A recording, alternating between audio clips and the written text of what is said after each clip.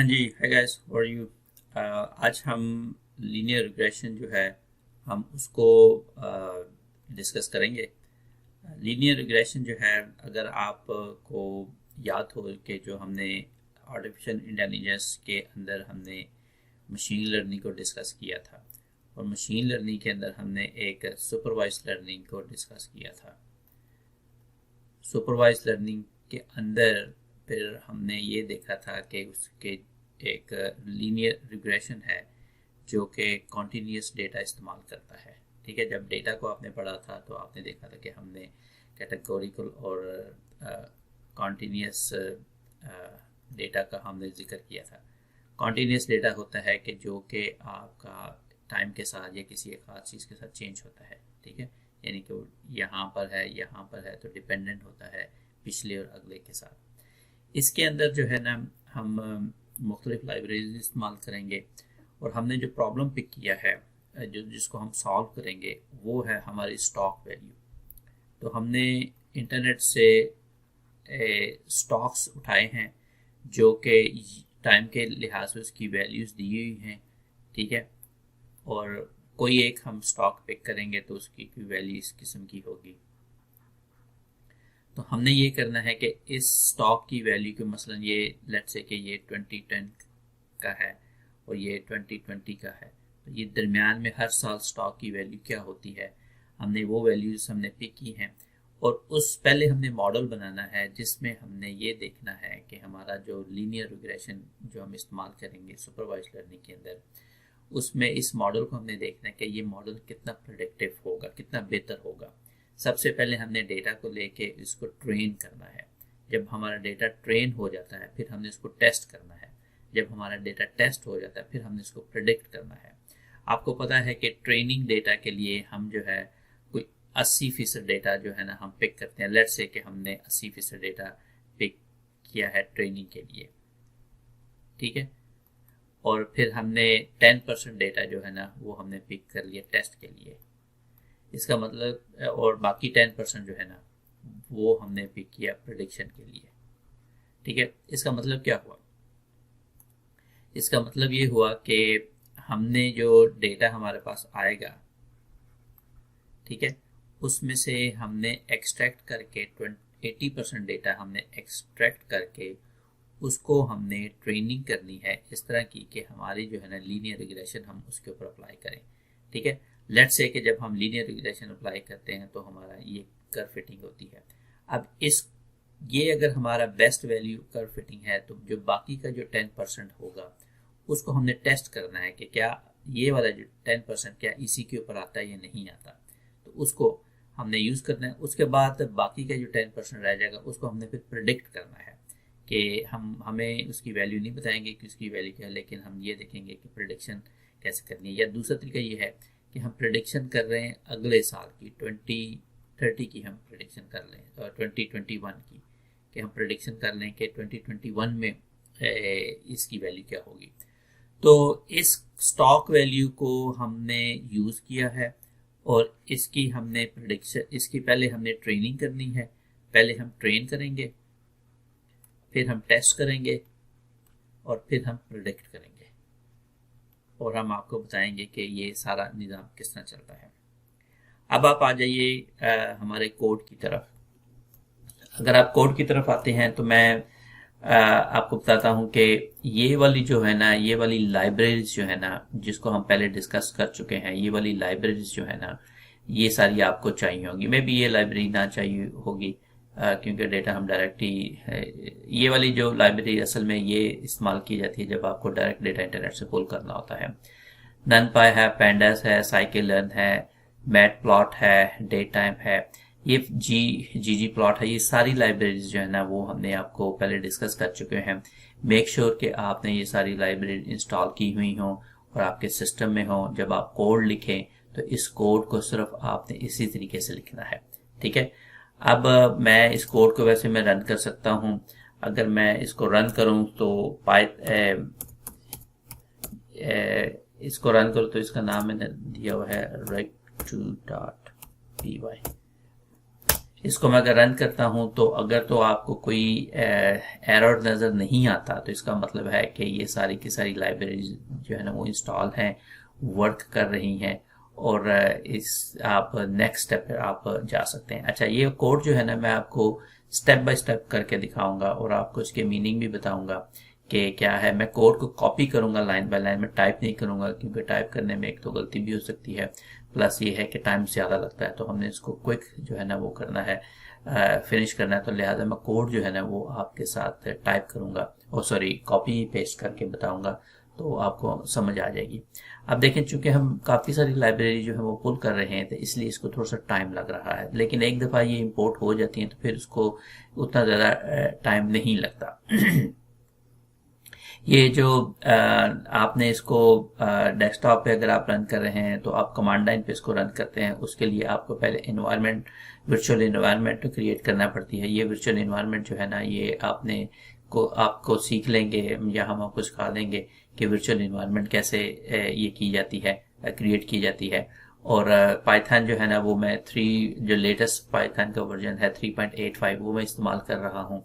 और ये सिंपल दो सी चीज़ें जो आपको पता होनी चाहिए, और ये प्लस ये सारी की सारी लाइब्रेरीज जो है ना वो आप को पता होने चाहिए कि लाइब्रेरीज कौन सी हैं। ठीक हो गया। अच्छा, अब ये तो काफ़ी टाइम ले रहा है, बट ये है कि हम आपको बताते हैं कि अगला जो स्टेप है, आपने जो है वो डेटा जो है ना, जो मैंने अपनी उसी लाइब्रेरी के अंदर डेटा रखा हुआ है, उस लाइब्रेरी से अपने डेटा को जो है ना वो आपने प्लॉट करना है। तो मैं यहाँ पे लिख देता हूँ कि पुल दी डेटा फाइल,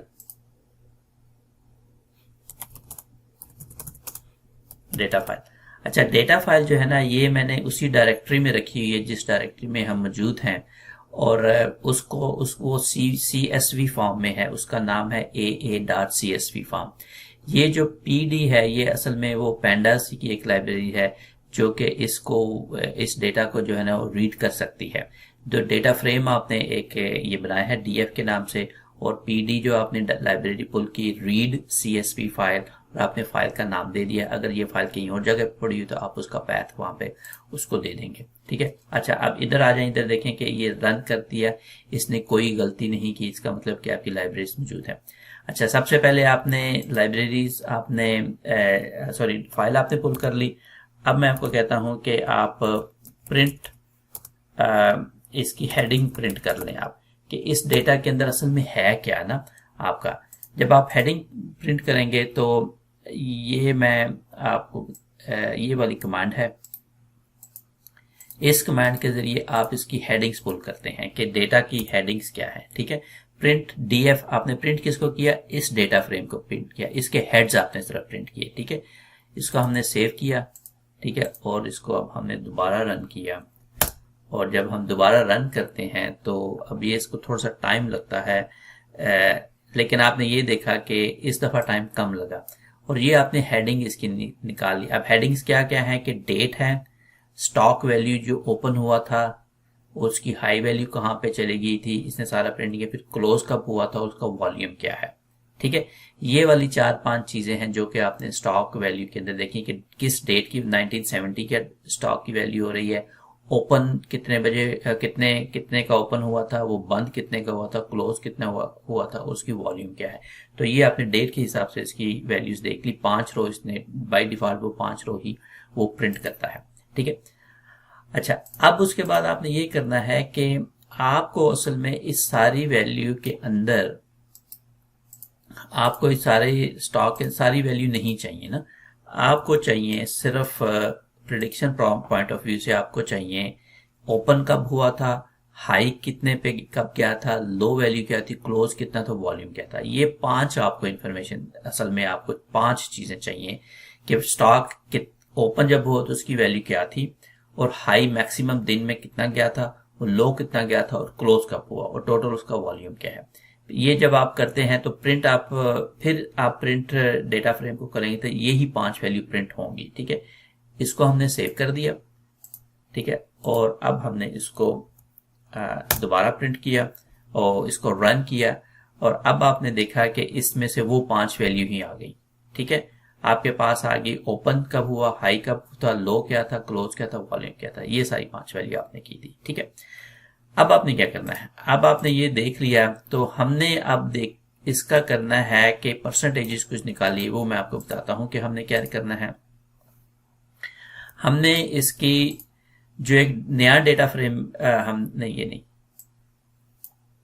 हमने इसका नया डेटा फ्रेम हमने इसका बनाया और उसके ऊपर हमने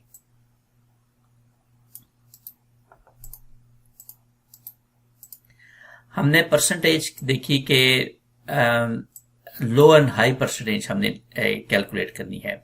एक आपने मजीद डेटा फ्रेम बनाया, आपने देखा कि हाई लो परसेंटेज क्या है। अब हाई लो का परसेंटेज का मतलब ये है कि आपने देखना है कि कितने परसेंट हाई था, कितने परसेंट लो था। ठीक है, आपने हाई वैल्यू ली स्टॉक की, फिर उसमें से लो सब्सट्रैक्ट कर दी और क्लोज से आपने डिवाइड कर दिया और ज़रब दे दिया अपने 100 के साथ।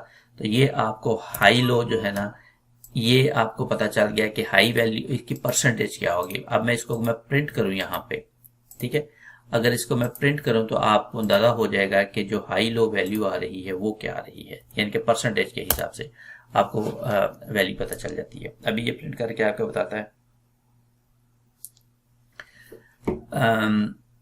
आपने देखा कि हाई लो परसेंटेज आपके कितने परसेंट, ये परसेंट की वैल्यू हो रही है। हमने एक नया कॉलम ऐड कर दिया उसके अंदर, वो वाला कॉलम जो है ना वो यहाँ पर प्रिंट हो गया। बाकी 5 कॉलम के साथ हाई लो परसेंटेज का भी ये कॉलम आपका ऐड हो गया। ठीक है, अब आपने ये करना है कि आपने जो परसेंट चेंज देखनी है कि आपका चेंज कितना हुआ है ओवर द टाइम, यानी कि आपने ये देखना है कि दिन के अंदर वो चेंज कितना हुआ है।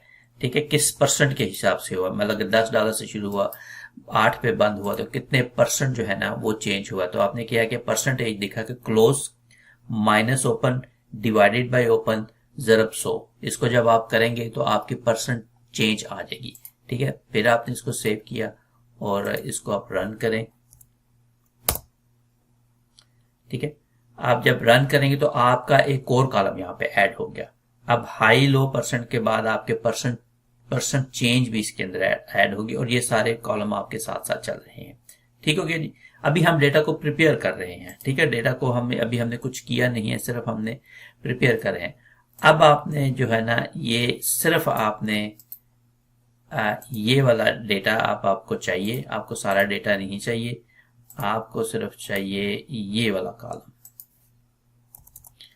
आप चाहते हैं जी कि मुझे जो है ना एक नया डेटा फ्रेम आपने बनाया, नया डेटा फ्रेम में आपको सिर्फ क्लोज वैल्यू चाहिए। क्लोज क्या है, हाई लो परसेंटेज क्या है, परसेंटेज क्या है और वॉल्यूम क्या है। अब अगर आप प्रिंट करते हैं तो आपको अंदाजा होगा कि आप असल में अपने रिक्वायर्ड इंफॉर्मेशन आपको मिल रही है या नहीं मिल रही। ठीक है, हाँ, आपने देखा कि क्लोज कितने बजे हुआ, हाई और लो परसेंटेज क्या थी और चेंज कितने परसेंट चेंज हुए, वॉल्यूम कितना था। अब ये वाला डेटा जो अब आप हैं जिसके साथ आप मैनिपुलेट करेंगे, इसकी आपने प्रेडिक्शन करनी होगी। इसको आपने यूज करना होगा कि क्लोज कब हुआ, कितने परसेंट था चेंज आई और हाई लो की परसेंट के वॉल्यूम कितना। इस कॉलम को इस्तेमाल करते हुए आप जो है ना मजीद इसकी प्रेडिक्शन या इसकी एनालिसिस आप कर सकते हैं। ठीक है, अच्छा, अब यहां पर तो जब यहां पर बात आपकी मुकम्मल हो गई, लेकिन अब आपने देखना है कि जो आपने टेस्ट करना है, प्रेडिक्शन आपने करनी है। ठीक है, बेसिकली तो आपने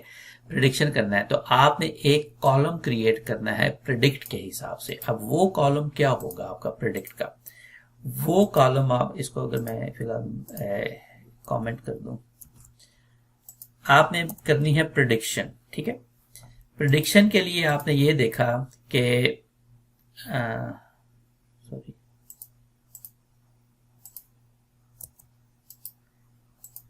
आपने एक कॉलम क्रिएट किया प्रिडिक्शन के लिए, PRE_ कॉलम, एक नया कॉलम किया प्रिडिक्शन जिसको क्लोज आपने कहा, क्योंकि आपने स्टार्ट करना है जहां पे क्लोज हुआ था।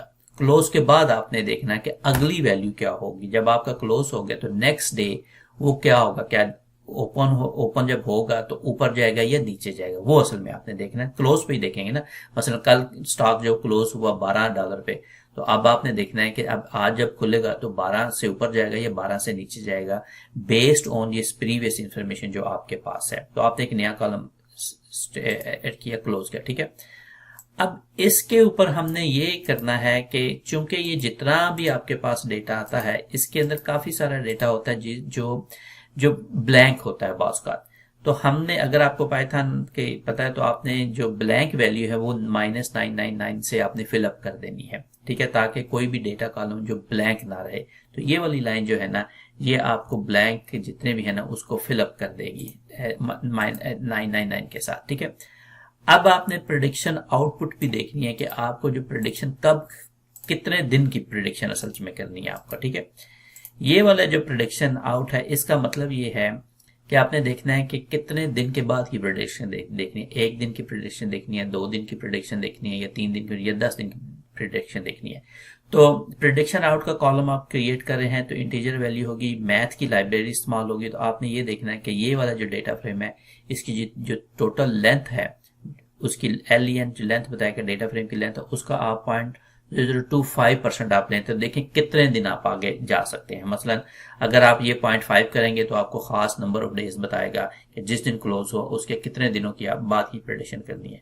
अगर आप 0.0025 करेंगे तो आपको बताएगा कि कितने दिनों की ये प्रेडिक्शन आपने करनी है, कितने दिनों के बाद की, ठीक है। ये मैं भी आपको करके बताता हूँ, ठीक हो गया। अब आपने एक और कॉलम क्रिएट करना है जिसको हमने कहा है कि ये लेबल है, ठीक है। अच्छा, ये वाला लेबल क्या है कि आपको ये पता है कि जो प्रिडिक्शन का जो, अगर मैं आपको यहाँ पे बताऊं, आपने ये देखा है कि जब आपके पास ये वैल्यूज आती हैं, मतलब ये ओपन है, ठीक है, ये वॉल्यूम है, ठीक है, ये हाई है, ये लो है, तो एंड पे आ गया क्लोज, ठीक है।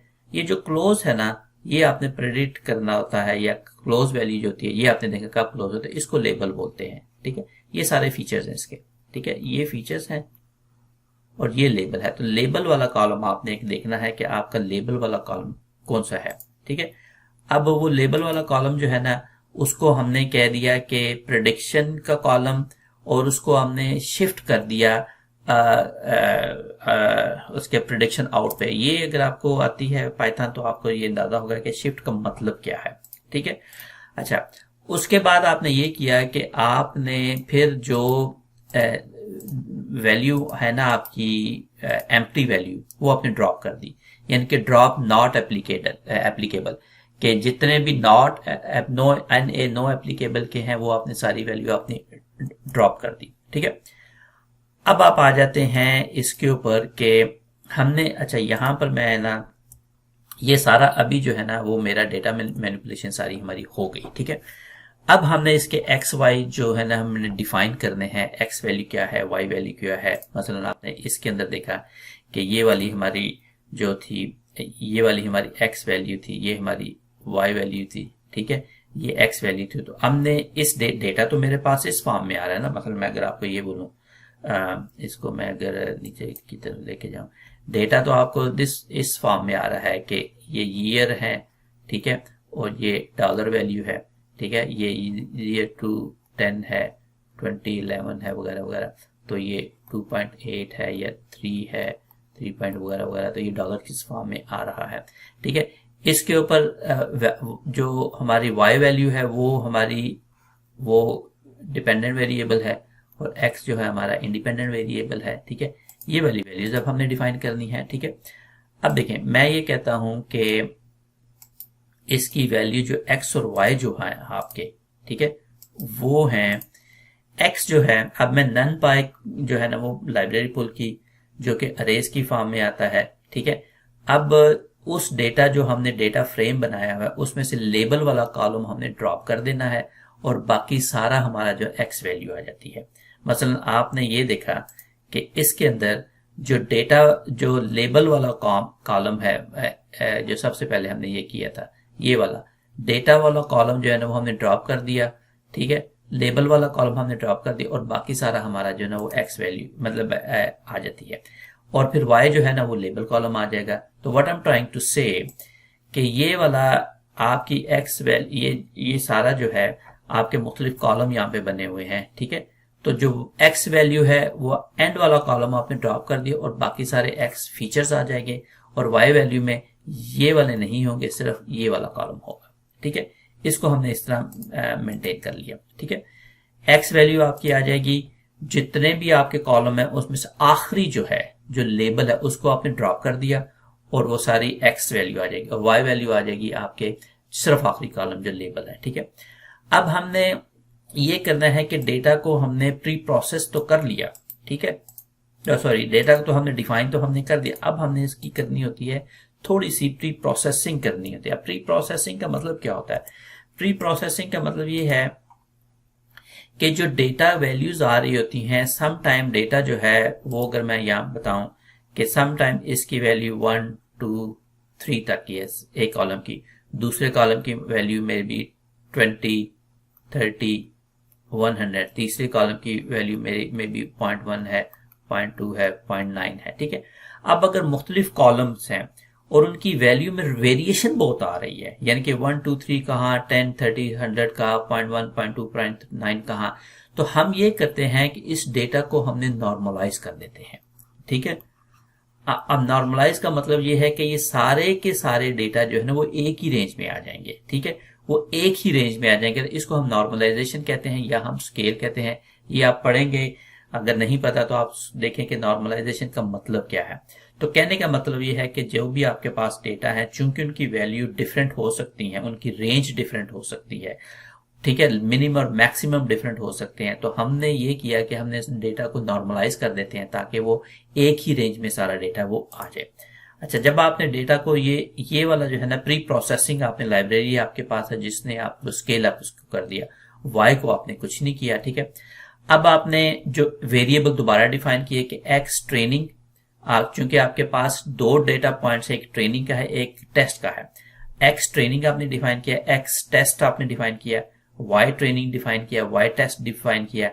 अब आपने ये वाली लाइब्रेरी से आपने पुल किया, जो ट्रेनिंग और टेस्ट को जो स्प्लिट किया एक्स और वाई की वैल्यूज को, वो आपने इस तरह कर दिया। अब टेस्ट था, इसको आपने 0.2 मीन के 20% आपने टेस्ट रखा। So what I am trying to say here कि अगर मैं इसको मैं सारा मे बी मैं कॉपी भी कर सकता हूँ टैब पर, अगर मैं इसको कॉपी कर लूँ यहाँ पे तो शायद मैं हाँ। अच्छा, मैं ये कह रहा हूँ इसके अंदर, मैं कहने का मतलब ये है कि आपके पास ये कॉलम है, ठीक है, ये आपकी एक्स वैल्यू है और ये आपकी वाई वैल्यू है, ठीक है। हमने करना ये है कि एक्स और वाई को स्प्लिट करना है ट्रेनिंग और टेस्ट में, ठीक है। ट्रेनिंग और टेस्ट में एक्स ट्रेनिंग है, एक्स टेस्ट है, वाई ट्रेनिंग है, वाई टेस्ट है। ये वाला जो है ये स्प्लिट करता है डेटा को ऑटोमेटिक। हम कह ये रहे हैं कि 0.2% जो है ना, 20% डेटा है ना, उसको आप टेस्ट कर लो और बाकी जो है ना वो ट्रेन कर लो। तो इसमें से 20% डेटा वो लेके उसको टेस्ट करता है और बाकी जो डेटा है ना वो उसको लेके वो ट्रेन करता है। आई होप आपको इसको समझ आ गई होगी कि मैं क्या कहना चाह रहा हूं, ठीक है। अच्छा, अब आपने डेटा को नॉर्मलाइज कर दिया, फिर आपने ये किया कि आपने लेबल्स डिफाइन कर दिए, x training, x test, y training, y test, और आपने इस जो ट्रेन टेस्ट स्प्लिट है इसको इस्तेमाल किया डेटा को स्प्लिट करने में। जब आपने स्प्लिट किया और एक्स वाई वैल्यूज को आप कह रहे हैं कि जो मेरा टेस्ट साइज है वो 0.2, इसका मतलब है कि 20% आपने डेटा जो है ना वो टेस्ट किया है, ठीक है। अब आप यहां पर हम आ जाते हैं, रिग्रेशन हम करते हैं। अब यहां पर आपने जो है ना वो क्लासीफायर लगाना है। आपने डेटा एक्स वाई जी डिफाइन कर दिया, ठीक है। अब आपने इसको ट्रेनिंग करनी है, ठीक है।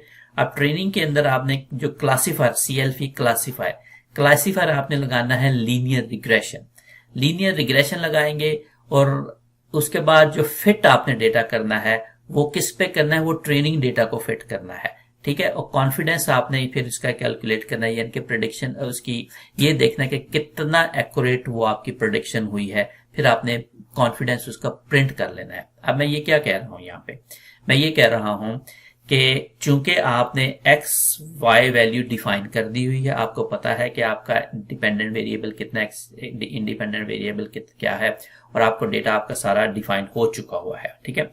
अब आपने उसको रिग्रेशन करनी है, आपने क्लासीफायर लगाना है, क्लासीफायर आपने लीनियर रिग्रेशन लगाया है, ठीक है, और ये खुद ब खुद उसको जो है ना वो लीनियर रिग्रेशन उसकी करेगा। फिर आपने उस डेटा को फिटिंग करनी है, यानी कि उसको डेटा को जो है ना वो लीनियर लाइन से फिट करना है। जब आप क्लासीफायर को फिटिंग करते हैं तो ट्रेनिंग डेटा पे आप करेंगे ना, जो डेटा ट्रेन उसके ऊपर आप फिट करेंगे, ठीक है। फिर आपने देखना है कि जब आपका डेटा ट्रेन हो गया तो आपने अब आप उसकी वैलिडेशन करनी है, तो फिर आपने टेस्ट डेटा को उसके ऊपर वैलिडेट करना है कि जो 20% टेस्ट डेटा है क्या वो वही वैल्यू आ रही है जो आपके पास आनी चाहिए। फिर आपने उसका कॉन्फिडेंस लेवल आपने टेस्ट करना है। अब मैं दोबारा इसको आपको समझाता हूँ कि हम क्या कर रहे हैं। हम ये कर रहे हैं कि आपके पास ये डेटा है, ठीक है, आपने कहा जी कि मैंने 80% डेटा जो है ना वो मेरा ट्रेनिंग का है, ठीक है, 20% डेटा जो है ना वो टेस्ट का है, ठीक है। मैंने ये किया कि मैंने ट्रेनिंग वाला जो 80% डेटा है ना वो मैंने ड्रॉ किया, ठीक है। इसके ऊपर जो उसके बाद मैंने इसके ऊपर मैं कर्व फिटिंग की, ठीक है, मैंने ये कर्व फिटिंग कर दी और मुझे समझ आ गई कि ये डेटा जो है ना ये इसकी कर्व फिटिंग है। और ये वाला 20% डेटा है ना, अब मैंने टेस्ट किया, जिसको मैं टेस्ट डेटा, मैंने इसको देखा कि क्या जो मेरी ये कर्व फिटिंग है क्या ठीक भी है कि नहीं। इस डेटा को मैंने टेस्ट किया और मैं देखता हूं कि अगर तो ये वाला डेटा इसी लाइन के ऊपर आ रहा है तो इसका मतलब है कि मेरा मॉडल ठीक है। फिर मैंने इसको कॉन्फिडेंस भी जो है ना वो मैंने देख लिया कि कितना गुड ये मॉडल मेरा बना है, इसका कॉन्फिडेंस क्या है, ठीक है। अब इसको जब आप देखते हैं तो आपने कॉन्फिडेंस भी आपने देख लिया, ठीक है।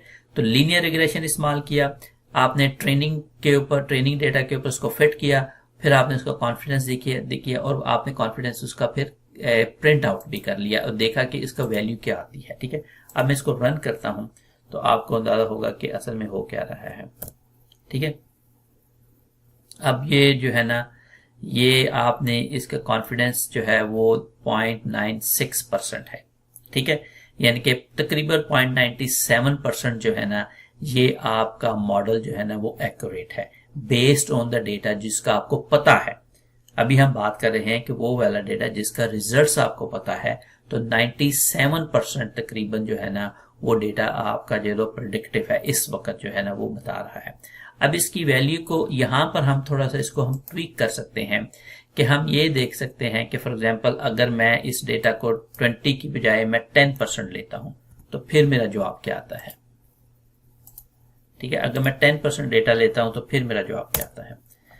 अगर मैंने 10% डेटा लिया तो मेरे पास 96.964 थोड़ा सा जो है ना वो मेरा कॉन्फिडेंस जो है ना कम हुआ क्योंकि बहुत कम डेटा मेरे पास टेस्ट करने के लिए है, ठीक है। अगर मैं इसको 30% करता हूं मसलन, ठीक है, तो फिर देखें कि इसकी वैल्यू क्या आती है आपके पास। 30% करता हूं तो फिर इसकी वैल्यू देखें क्या आती है। अब आपने देखा कि 966 थोड़ी सी बेहतर हो गई, ठीक है। तो इस तरह आप इसको ट्वीक कर सकते हैं। एक और चीज हम यहां पर देख सकते हैं कि ये जो हमने देखा कि कितने दिन हम इसको 0.2 भी कह सकते हैं। अगर 0.2 कहते हैं तो फिर देखें कि आपका जवाब क्या आता है। अगर हम तो 0.97 यानी कि ये मजीद आपकी एक्यूरेसी बन गई। तो लिहाजा आपने ये वाली जो है ना ये देखना है कि आपने कितने दिन के बाद की आपका डेटा आपने प्रेडिक्ट करना है, और ये वाला बताएगा कि कितने % आपने डेटा जो है ना वो कितने % जो है ना वो आपने टेस्ट डेटा लेना है, ठीक है। अब मैं इसको 20% तक ही रखता हूं ताकि ये जो है इससे ज़्यादा ना, 30% बहुत ज़्यादा होता है। अगर आप ये देखें तो आपके पास 9730 जो है ना वो आपके पास जवाब आ रहा है, ठीक है। अच्छा, ये तो हो गया आपका वैलिडेशन आपकी हो गई, ठीक है ना। आपने टेस्ट किया, पहले ट्रेन किया, फिर आपने टेस्ट किया और 97% जो है ना वो आपकी वैलिडेशन है, विच इज प्रिटी गुड।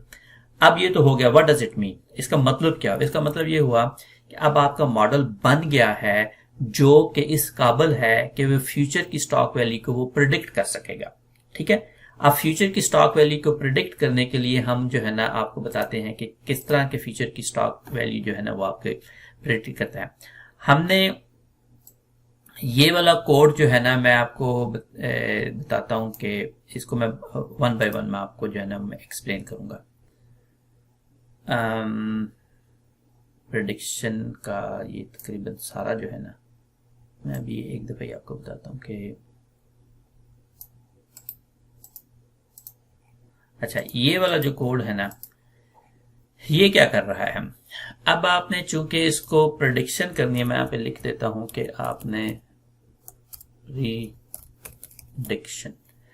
आपने प्रेडिक्शन इसकी करनी है, तो आपने x और y वैल्यूज को जो है ना वो आपने दोबारा डिफाइन करना है कि आपने x लेटली जो है वो आपने एक वेरिएबल डिफाइन किया और कहां से उठाया, जो कि प्रिडिक्शन आउटपुट थी प्रिडिक्शन की, यहां से, ठीक है ना, यहां से उठाया कि कितने दिन बाद की आपने प्रिडिक्शन करनी है, ठीक है।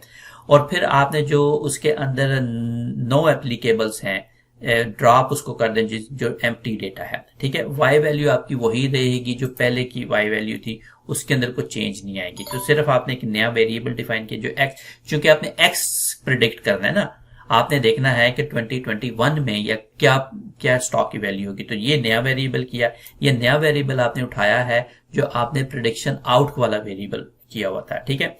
और फिर आपने जो आपके पास है मिसिंग वैल्यू को ड्रॉप कर दी और y वैल्यू आपकी वही रहेगी। उसके बाद अगेन आपने ये किया कि आपने जो x train x test y train y test आपने उठाया और आपने एक डेटा को फिर स्प्लिट किया x y में और आपने 20% जो है ना वो आपने टेस्ट वाला किया। ये पहले भी बात हो चुकी है। क्लासीफायर भी आपने वही उठा दिया, लीनियर रिग्रेशन फिट भी आपने वही किया, कॉन्फिडेंस जो है ना वो भी आपने फिर वही किया, फोरकास्ट यानी कि प्रिडिक्शन जो आप कर रहे हैं अब आपने ये वाला करना है प्रिडिक्ट, ठीक है ना। अब जो क्लासीफायर आपका प्रिडिक्ट है, ठीक है ना, इसको आपने इस्तेमाल करना है। फोरकास्ट का मतलब ये है कि प्रिडिक्शन, ये नया वेरिएबल आपने किया फोरकास्ट के नाम से, उसको जो क्लासीफायर लगाया वो आपने प्रिडिक्ट लगाया। प्रिडिक्ट किसको करना है, एक्स लेटली, यानी कि एक्स की वैल्यू जो कि फ्यूचर में आएगी, यानी कि एक्स एक्सिस फ्यूचर टाइम में क्या आएगा, ठीक है। और आपने जो एक डेटा फ्रेम फोरकास्ट इसको नाम दे दिया और उसको नन पाई के जरिए जो नन है वो आपने ड्रॉप करने हैं, ठीक है। अब ये वाला जो सारा नीचे वाला जो सारा कोड है ना, असल में ये वाला सारा कोड टाइम फ्रेम के आपको बता रहा है कि जब आपने फ्यूचर का टाइम इनपुट करना होगा तो ये सारी की सारा जो है ना ये टाइम के हिसाब से आ रहा है कि लास्ट डेट कब थी, एक दिन में कितने सेकंड्स हैं, नेक्स्ट डेट में क्या होगा, ये आपने पूरा कोड इसको बना के इसने रन करना है। और ये वाला सीक्वेंस आपने बना, अब ये इटरेशन करेगा कि 1 दिन 2 दिन 3 4 5 दिन, ये वहां तक सारा जाएगा, ठीक है। उसके बाद आपने क्लोज जो वैल्यू हुई उसको प्लॉट करना है, प्रिडिक्शन की वैल्यू को प्लॉट करना है, फिर आपने इसको जो प्लॉट करना है आपने इसके लेजेंड्स वगैरह लगा दिए कि कलर वगैरह क्या होगा, डेट क्या होगी, प्राइस क्या होगी, ये सारा प्लॉटिंग वाले इंफॉर्मेशन है। ये वाला सारा आप जो है ना ये आप एक लूप चलाएंगे जिसके अंदर मुख्तलिफ डेज को 1 दिन 2 दिन 4 दिन 5 दिन 6 दिन को आगे तक लेके जाएगा, ठीक है। ये वाला सारा कोड जो है ना वो आपको बताएगा कि कितने दिन फ्यूचर में आपने जाना है। ये वाला जो कोड है ना ये आपको प्रेडिक्शन करके बताएगा, ठीक है। अब इसको मैं सेव करता हूं और इसको मैं रन करके बताता हूं, ठीक है। और आप देखिएगा कि इसकी जवाब क्या आता है। 97%। और ये आपकी पहले आप ये देख लें कि ये 97.4% जो है ना 97.4% जो है ना ये प्रेडिक्शन है इसकी। और ये वाला आपका सारा डेटा है, ये जो रेड में है ना वो सारा डेटा है, और ये जो ब्लू में है ना ये प्रेडिक्शन है असल में, ब्लू में जो आ रही है, ठीक है। अब आप ब्लू में प्रेडिक्शन अगर आप देखें तो मैं इसको थोड़ा सा ये कर दूं, हाँ ये सॉरी इसको, हाँ ये वाला मैं अगर मैं कर दूं तो ये देखें, ये आपने प्रेडिक्ट किया है फ्यूचर के अंदर कि क्लोज यहाँ पे हो। तो अब आपने देखा कि स्टॉक जो है ना फ्यूचर के अंदर जो आप प्रेडिक्ट कर रहे हैं ब्लू कलर में, ये अप जा रहा है, ये डाउन जा रहा है, तो ये आपने प्रेडिक्ट कर दिया, ठीक है। अब इसको आपने करना क्या है कि आपने इस कोड को जो है ना आपने प्ले अराउंड करें और आप जो है ना मुख्तलिफ वैल्यूज़ इसकी इस्तेमाल करके देखें। मसलन आप 20% की बजाय 10% आप करके देखें, ठीक है। जो नंबर ऑफ डेज जो हैं, कितने डेज पर आपने जाना है, उसको आप चेंज करके देखें और इसको प्ले अराउंड करें और इस मॉडल को आप रन करके देखें, बार बार रन करके देखें और आपको अंदाज़ा हो जाएगा कि जो प्रिडिक्शन आपकी कितनी एक्यूरेट होती है, ठीक है। इसको मैं यहाँ पे बंद करता हूँ और आपको जो होमवर्क्स में है मैं ये एक डेटा सेट दूंगा। आप इस डेटा सेट को सिर्फ इस फाइल को रिप्लेस कीजिएगा और आप ये सारा कोड दोबारा रन की मैं आपको कोड दे दूंगा, ये सारा कोड आप दोबारा रन कीजिएगा और अपनी प्रिडिक्शन कीजिएगा। तो हैंड्स ऑन मैं आपको इसके ऊपर दे दूंगा और इसको फिर इंशाल्लाह हम आगे लेके चलते हैं। Thank you so much.